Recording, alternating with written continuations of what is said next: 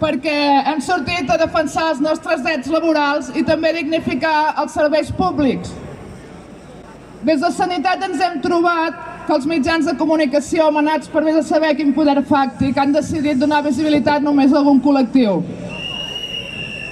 Que algú pot pensar que els problemes que tenim al sistema sanitari s'arreglaran arreglant només els problemes d'un col·lectiu. No, tots els treballadors sanitaris estem en precari i tant que cal arreglar les condicions del personal facultatiu, però la resta de treballadors també. Tots estem patint els problemes, la precarització, el problema demogràfic no afecta només els metges, com es feien declaracions ahir en alguns mitjans. Afecta a totes les persones que treballem amb persones. La situació del nostre sistema sanitari tan crítica requereix una planificació i una intervenció urgent, no d'aquí 2 anys, ara. Fan veure que tenen gran part del problema arreglat perquè ja han firmat el conveni Siscat.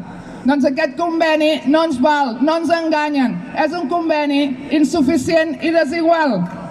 El que volem per totes les categories és la reducció de ràtios. Volem 35 hores setmanals.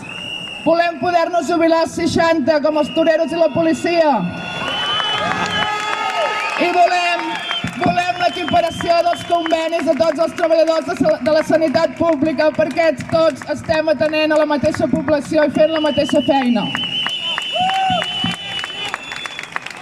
Des d'aquí volem enviar un missatge a la conselleria. Senyor conseller, sabeu, perquè ho sabeu, que els problemes de la sanitat no s'arreglaran pactant amb un sol col·lectiu.